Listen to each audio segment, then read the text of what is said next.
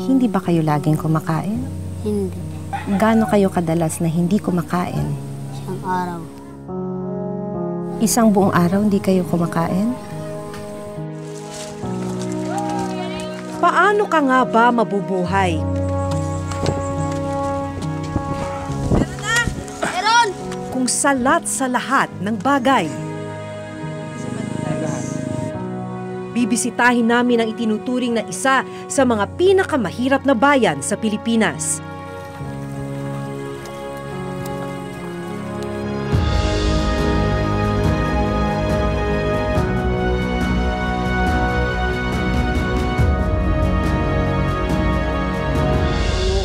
Tungod, sampag pasangyaw, sampag... Sa lugar kung saan ang mga may karamdaman, inaabutan na lang daw ng kamatayan. Ay, masakit nga po eh. Gawa lang. Kaya pa mabuhay. Pero wala naman, doktor.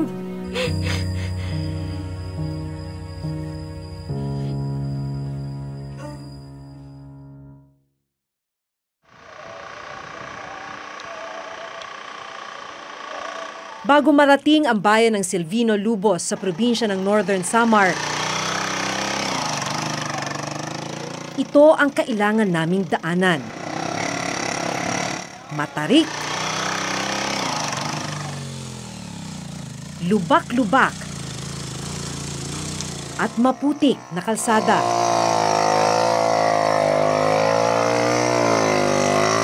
Ang mga residenteng nakasabay namin, hirap na hirap sa pagtawid.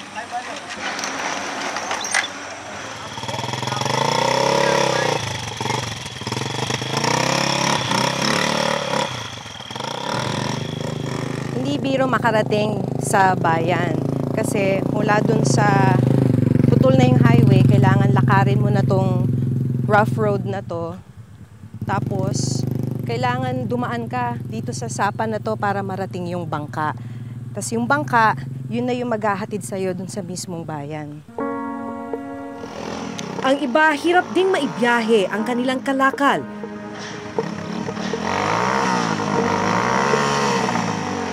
Tulad ng kopra at abaka.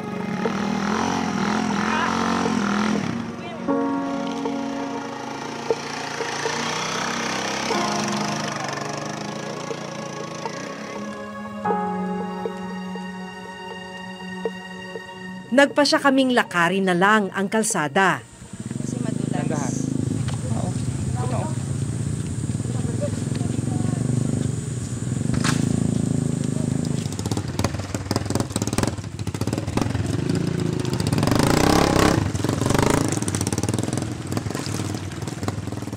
Kwento ng ilang mga residente na nakausap namin, may danger din yung paglalakad dito dahil pagka biglang umulan, biglang tumataas yung tubig tapos malakas yung current. Kaya hindi ka agad makakakilos, makakalayo. May danger nga daw na kung ikaw matrap sa ganung sitwasyon, pwede kang malunod.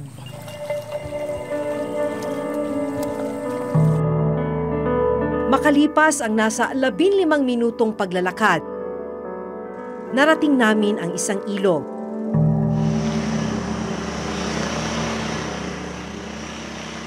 Dito sa may ilog, nakaabang na yung mga bangka na papunta sa bayan.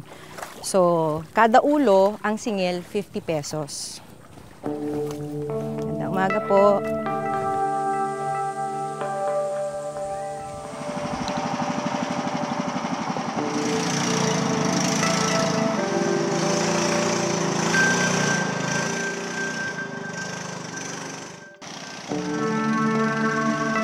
Pagkatapos ng 2 oras na biyahe mula sa sentro ng Northern Samar, narating namin ang barangay poblasyon sa bayan ng Silvino Lubos. Morning po!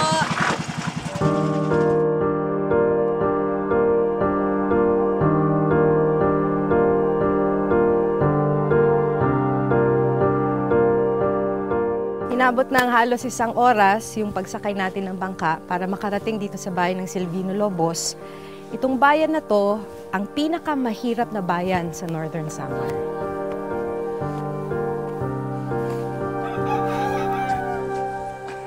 Sa may pantalan, nakilala ko ang 10 taong gulang na si Jules. kasama ang kanyang mga kaibigan. Nagbabaka sakali raw silang may darating para magpabuhat ng bagahe. Importante na may magpabuhat sa'yo. Bakit? Para saan yung pera? Minsan sa eskwelahan. Minsan pupunta ko sa sulok para makakita. Pag isang daan, pinupunta ko sa bahay pambili ng salinas. At bigas. Oh, Basta may makain lang. oh. 2 oras na silang naghihintay pero wala pa ring dumarating na pampasaherong bangka. Hanggang ilang saglit pa. Mabilis na nakipag-unahan si Jules sa ibang mga bata.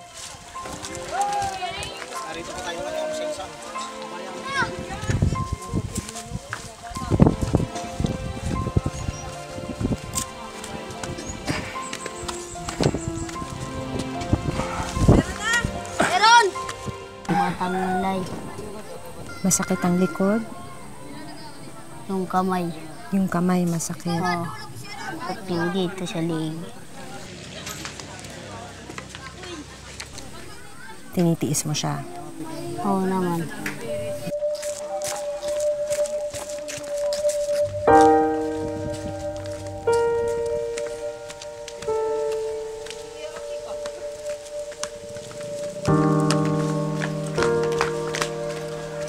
₱5 hanggang ₱10 lang ang inaabot sa kanila ng mga nagpapabuhat.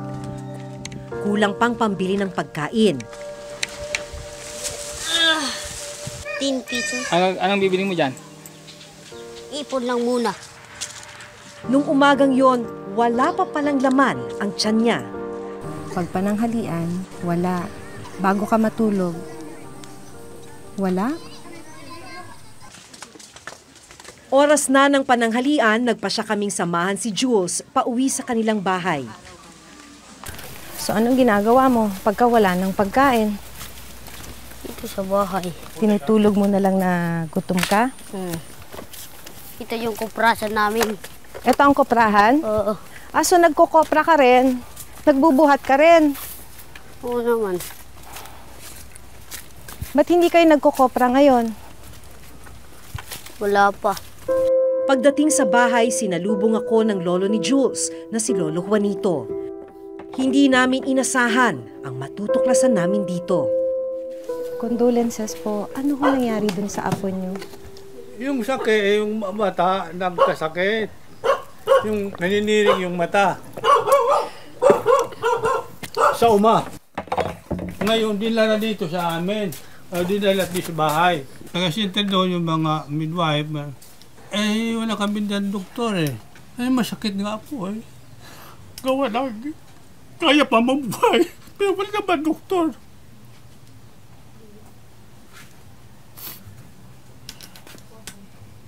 Tapos hindi nyo naman ho maitakbo. Hindi namin may magtagbo dahil wala sasakyan dito. Wala kami pera. Ang ginawa, nandiyan lang kami dahil lapit na naman, wala ba pamasahe. Saka umaasa ko dahil nagbibigay ng gamot. Wala siya na doktor.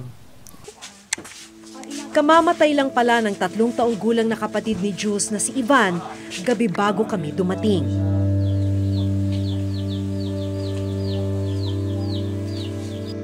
Kwento ni Lolo Juanito at ng tatay ni Jules na si July, bigla na lang nahirapang huminga at nanilaw ang mga mata ni Ivan.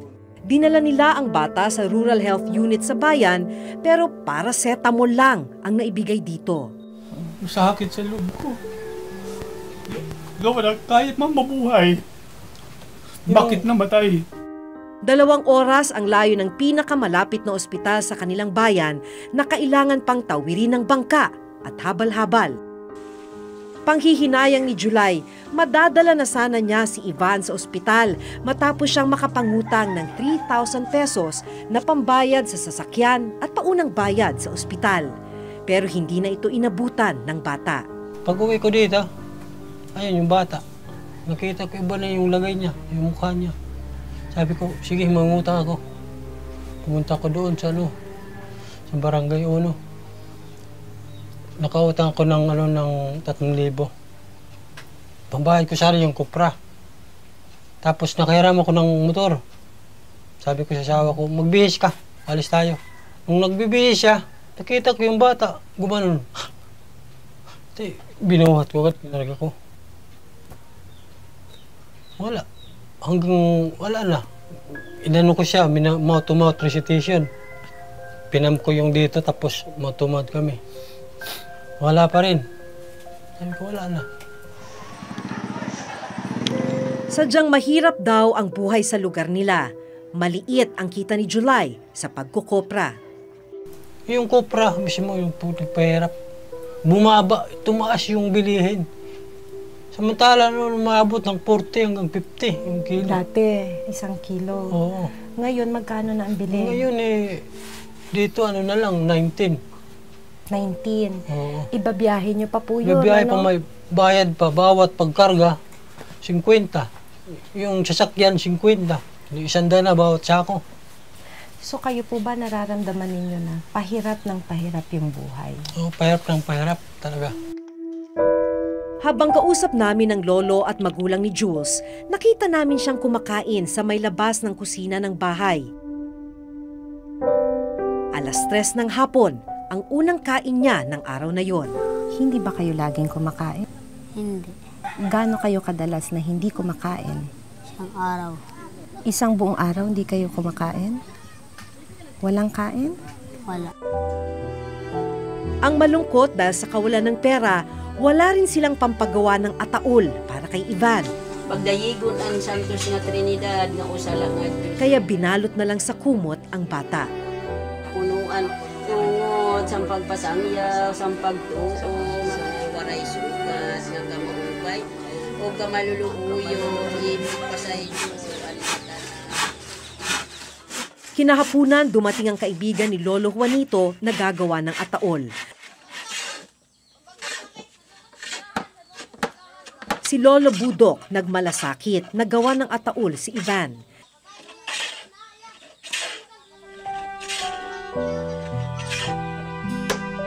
Kinagabihan, nalaman naming wala rin palang kuryente sa lugar.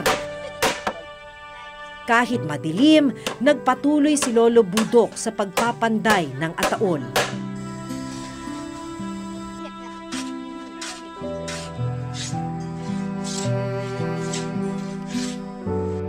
Hanggang sa maayos nang nailipat sa ataol si Ivan.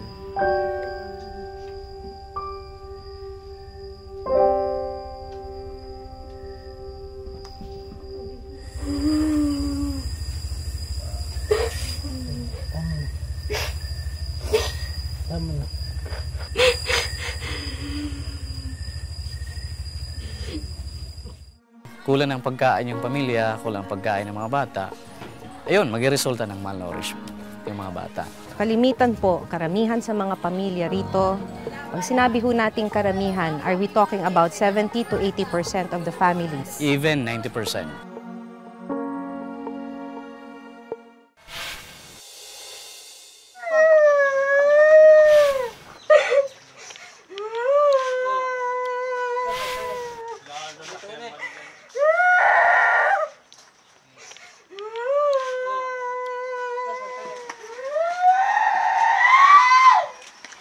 Dahil hindi na embalsamo, kinailangang ilibing kaagad ang bata kinabukasan.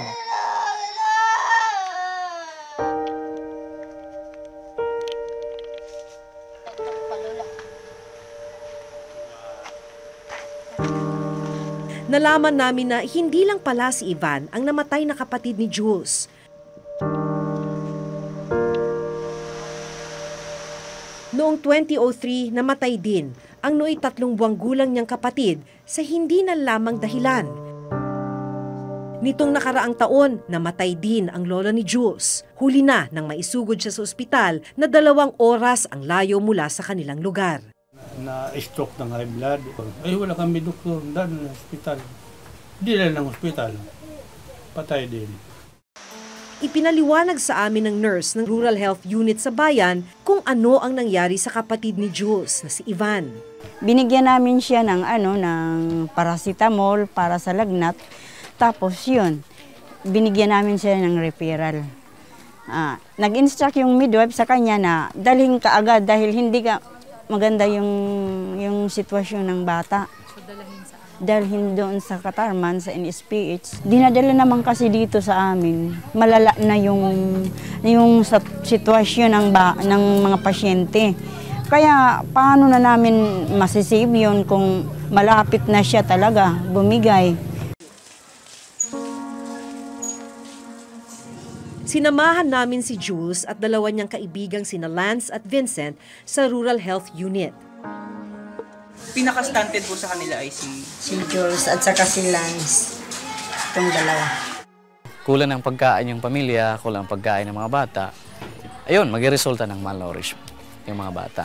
Kalimitan po, karamihan sa mga pamilya rito, pag sinabi ho nating karamihan, are we talking about 70 to 80% of the families? Even 90%.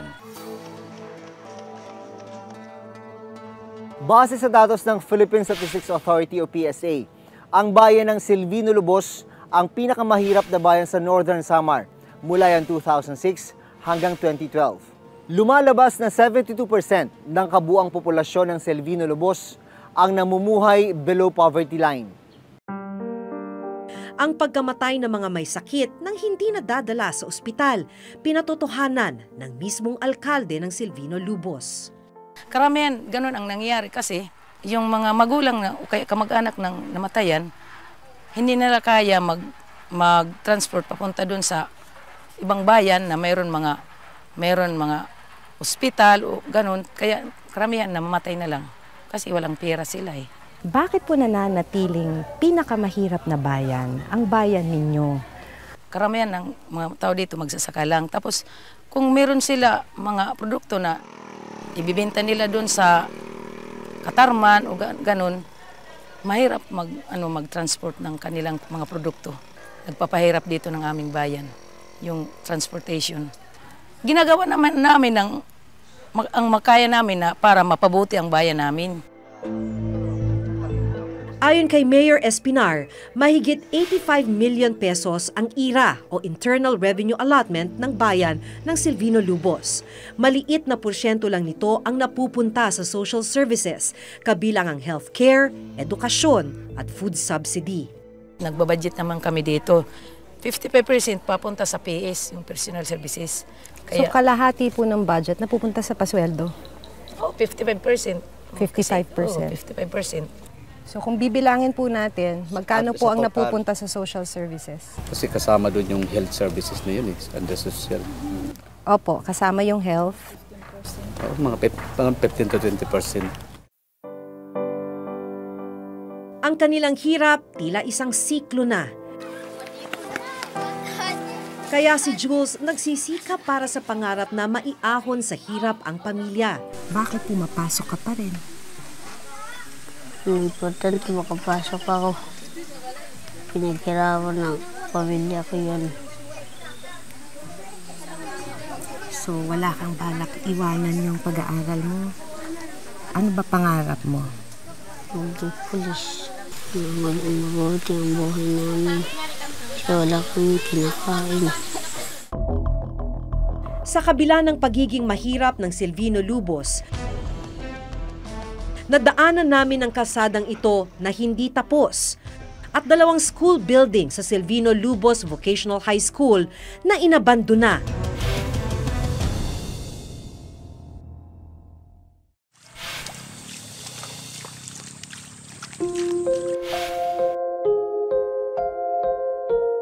Ay, masakit nga po eh. Gawa lang. Kaya pa mabuhay. Pero wala naman, doktor. Sa kabila ng pagiging mahirap ng Silvino Lubos,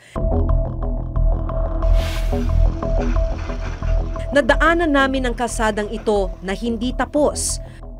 Parang andyan naman yung hope na paunti-unti magkakaroon ng kalsada pero so far, hindi pa rin natatapos. At dalawang school building sa Silvino Lubos Vocational High School na inabandona. Dapat sana na turnover na ito, natapos ito noong January 18, 2018. Tingnan nyo naman, poste lang eh. Sa aming susunod na report, Sisiyasatin ng Reporter's Notebook kung bakit hindi tapos. Iniwang nakatenga at hindi napakikinabangan ang mga proyektong makatutulong sana sa mga mahihirap na residente ng Silvino Lobos. Hanggang sa susunod na Huwebes, ako si Jun Veneracion. Ako si Maki Pulido at ito ang nakatala sa aming Reporter's Notebook.